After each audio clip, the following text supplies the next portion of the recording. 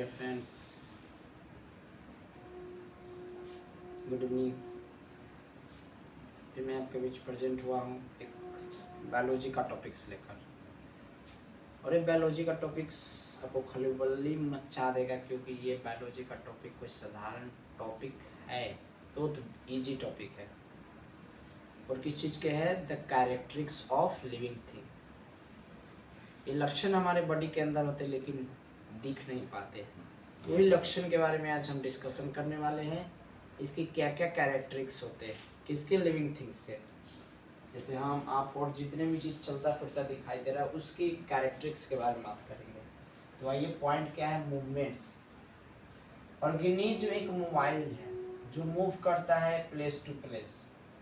Animal हो गए, bacteria हो गए, भोजन की खोज करने वाले हो गए, प्लांट्स हो गए। अनलाइक ये सब जो है अनलाइक मोबाइल ऑर्गेनिज्म है। इसका मैन्युफैक्चर जो होता है, कोई भी चीज़ बनाने के लिए फूड से कोई भी चीज़ बनाता है। तो फूड से कोई भी चीज़ बनाता है कैसे? एक ही स्थान पे उसको रॉ मटेरियल मिलता है, कच्चा पदार्थ मिलता है जिससे वो खाना तैयार करता है। हम लोग भी घर में खाना जो बनाते हैं कच्ची सामग्री से खाना बनाते हैं। खाना बनाते हैं तब जाके तैयार होता है, तब जाके बनता है। तो जितने भी मूवमेंट्स देख रहे हैं, कोई भोजन की खोज में जा रहा है, कोई कुछ करने जा रहा है, या छोटा हो या बड़ा हो, दिखाई दे या नहीं दिखाई दे वो, लेकिन मूवमेंट हो रही है उसकी। कोई स्पीड चलती है, कोई स्लो चलता है, ये मूवमेंट्स होता है। मूवमेंट्स हमारे बॉडी को एक स्थान से दूसरी स्थान भेजने का काम करता है। ये एक मोबाइल है, मोबाइल ऑर्गेनिज्म है। ऐसा मोबाइल ऑर्गेनिज्म है जो एक प्लेस से दूसरी प्लेस जाने का काम करता है। ये मूवमेंट होता है। हम जैसे अभी इधर उधर कर रहे हैं ना, यही मेरी मूवमेंट है। एक मूवमेंट पढ़ना हो तो मूवमेंट टू टाइप का होता है, एक रोटेशन होता है, एक रेवोल्यूशन होता है। रोटेशन पर डे होती है, रेवोल्यूशन 1 टाइम्स होता है। तो डिस्कशन करते हैं हम लोग ग्रोथ के बारे में, कैसे ग्रोथ होता है। देखिए, ग्रोथ में होता है कि living organism can grow and grow from using food obtain from nutrients. ये लिविंग ऑर्गेनिज्म इतना ग्रो कैसे करता है? ग्रो करने के पीछे कि वो फूड का यूज करता है, खाता है, और वो फूड आता है, न्यूट्रिएंट्स आता है, उसके अंदर न्यूट्रिएंट्स जाने से ग्रो करता है, पोषक तत्व। इसीलिए इसके मॉलिक्यूल जो होते हैं हमेशा क्या करते हैं? न्यू लिविंग थिंग मटेरियल को क्या करता है? न्यू लिविंग थिंग मटेरियल को यहाँ बोलो बोलो जल्दी बोलो, कहाँ गया वो मटेरियल? फॉर्मेट करता है। समझ गए? ये कहना चाह रहा है कि जो मॉलिक्यूल्स होते हैं ना, छोटे छोटे जो मॉलिक्यूल्स, जो अणु होते हैं फूड के, वो हमारे अंदर नई चीज बनाने की काम करता है। पहले से रहता है, बस उसको नया चीज कर दिया, कुछ न कुछ बना दिया, नया शेप दे दिया, लंबाई कर दिया, ये फैला दिया, वो काम करता है ये ग्रोथ। तभी तो हम छोटे थे तो इतने हाथ हुआ करते थे, छोटे छोटे हाथ, अब बढ़ गए तो ग्रोथ हो गया, क्योंकि मॉलिक्यूल ने ही उसको बढ़ा दिया। तो अब हम बात कर लेते हैं न्यूट्रिएंट्स के। न्यूट्रिएंट्स क्या होता है? जो भी फूड जिससे जरूरत होती है वो मटेरियल से आता है, अदर मटेरियल से आता है। और अदर मटेरियल हमारे जब बॉडी के अंदर जाता है तो क्या करता है? प्रोसेस करता है, लाइफ प्रोसेस करता है। लाइफ प्रोसेस से ही क्या होता है? मटेरियल आता है, मटेरियल को फूड मान लेते हैं। लाइट हो या केमिकल एनर्जी हो, समझ गए ना? ये जो लाइट और केमिकल एनर्जी आती है टू एनर्जी सोर्स से। एक तो लाइट एनर्जी माना जाता है, एक लाइट एनर्जी माना जाता है कि आपको एक आएगा ज्यादा मात्रा में सन से आएगा, दूसरा आपको आ जाएगा ये किंगडम से, एक एनिमल से, और दूसरा ये प्लांट के से ही आ जाएगा आपको एनर्जी। तो ये कह रहा था। अब ऑर्गेनाइजेशन, इसकी संगठन देखते हैं। ऑर्गेनाइजेशन क्या होता है? डेफिनेट इसमें शेप होता है, साइज होता है। इसमें ज्यादातर देखिएगा तो सब का शकल सूर्य क्या होता है? सेल का शेप और साइज बिल्कुल डेफिनेट होता है। इनहेरिटेड फिजिकल और केमिकल कंपोजिशन होता है। यानी ऑर्गेनाइजेशन इसका जो होता है, बनावट होता है, वो शेप और साइज क्या होता है? इनहेरिटेड पे डिपेंड करता है, क्योंकि कंपोजिशन उसके अंदर फिजिकल और केमिकल। हमारे बॉडी के अंदर फिजिकल और केमिकल तो प्रोसेस होता है। पूरे ऑर्गेनिज्म जो बनाता है, पहले ऑर्गन्स बनाएगा, फिर टिश्यू बनाएगा, फिर सेल्स बनाएगा। ये हमारे बॉडी के अंदर चलते हैं और बनते हैं। लाइफ ऑर्गेनिज जो होते हैं, प्रोसेस होते हैं, प्रोसेस फिजिकल और केमिकल मिलके ये चीज़ बनाते हैं। ऑर्गेन्स, टिश्यू, सेल से ही ये बॉडी ग्रो कर पाता है। अब मेटाबॉलिज्म, सेल्स हमेशा एनर्जी को ट्रांसफॉर्म करता है। क्यों करता है? ताकि ये मेंटेनिंग करते हैं आइडेंटिफाई और रिप्रोड्यूस को। जितना ज़्यादा ये आइडेंटिफाई करेगा उतना ज़्यादा रिप्रोड्यूस होगी। अब बात कर लेते हैं रेस्पिरेशन क्या होता है। देखिए रेस्पिरेशन जो होता है एनर्जी को रिलीज करता है, ब्रेक डाउन हो जाता है energy. Compound break down energy rich compounds होता है। ये एनर्जी तो स्टोर होता है, समझ गया ना, स्टोर होता है। और मॉलिक्यूल्स हमेशा खाने के बाद, सीधा कहा जाए कि खाने के बाद हमारे शरीर में जो छोटे छोटे पार्ट्स में टूट जाता है मॉलिक्यूल्स, और फिर हमारे शरीर में एक एनर्जी बनता है जिस एनर्जी का नाम है एडिनोसाइन ट्राइफॉस्फेट एटीपी।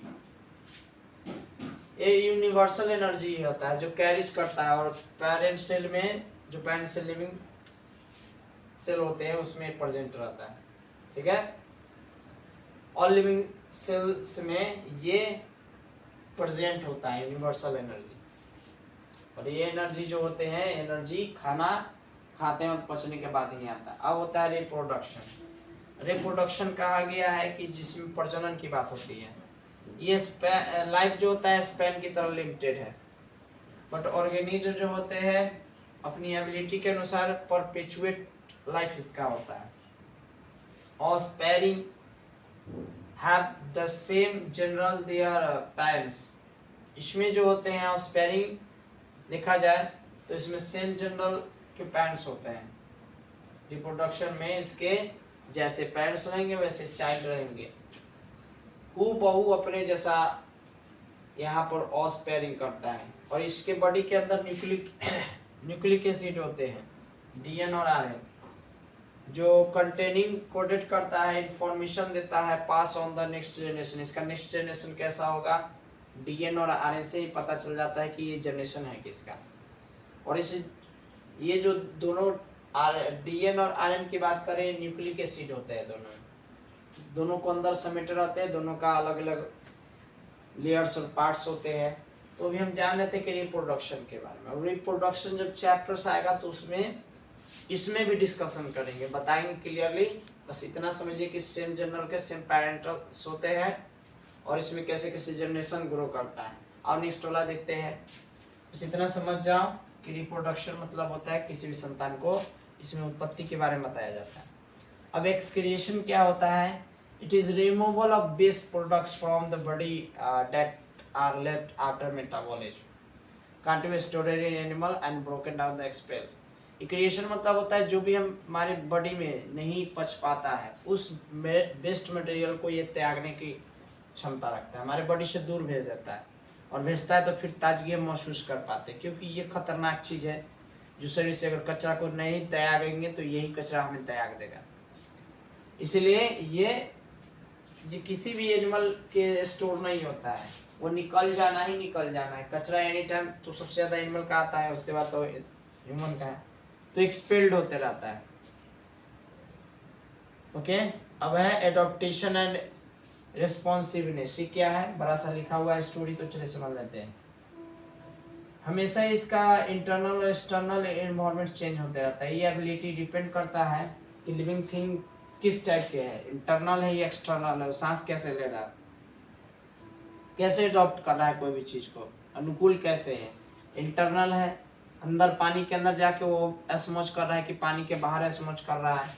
तो इन्वायरमेंटल दो तरह का होता है, इंटरनल और एक्सटर्नल, एक पानी के अंदर एक पानी के ऊपर। एबिलिटी इन लोग का हमेशा क्या करता है, कोई भी चीज़ को चेंज करता है, कोई भी इंटरनल एक्सटर्नल इन्वायरमेंट चेंज होते रहता है। तो इसका चेंज केमिकल प्रेजेंसेस की वजह से ये चेक किया जाता है कि ये सीट और बेस कितना होता है, फिजिकल हीट होता है या लाइट होता है, मैकेनिकल है, कॉन्ट्रैक्टर ब्रो होता है कि स्लो होता है, इस चीज़ के बारे में बताता है आपका ये एडॉप्टेशन।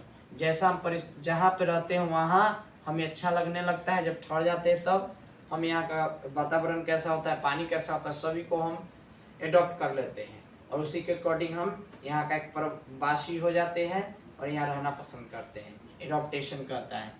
अब रिस्पॉन्सिवनेस क्या होता है, रिस्पॉन्सिवनेस अगर बता दे तो रिस्पॉन्सिवनेस में हम एक चीज़ देखे हैं कि यहाँ बहुत ज़्यादा चेंज जो भी होता है स्ट्रक्चरल और साइकोलॉजिकल या बिहेवियरल चेंज होते रहता है एनिमल और प्लांट का, हमेशा बिहेवियर चेंज होते रहता है, क्योंकि इसमें रिस्पॉन्सिवनेस आ जाता है। रिस्पॉन्सिवनेस तब आता है जब उसके अंदर एक स्टेज होता है, एक कहने का मतलब है कि उम्र के हिसाब से बदल जाता है। तो एडॉप्टेशन हमेशा परमानेंट रहता है, जो जनरेशन में पर डे आते रहता है, पर डे जाते रहता है एडॉप्टेशन। उसके बाद है अब बात करते हैं प्रोटोप्लाज्म। ये प्रोटोप्लाज्म टोटल लिविंग थिंग्स के बॉडी में होता है, ठीक है। ये फिजिकल बेस जितने में ऑर्गेनिज के होते हैं उसके अंदर एक बेस होता है फिजिकल बेस, और इसी को कहा गया द सेंटर और ऑर्गेनिक रिएक्शन कहा जाता है। इसको कहा गया the centre of organic reaction protoplasm को। वो बीच में होता है या बीच के साइड में कहीं भी होता है, तो इसीलिए उसको माना गया है। तो डियर ये था बायोलॉजी का टॉपिक जो हमने आपको बताया, इसके लक्षण के बारे में, इसके कैरेक्टरिस्टिक्स बारे में या फीचर्स के बारे में बताया।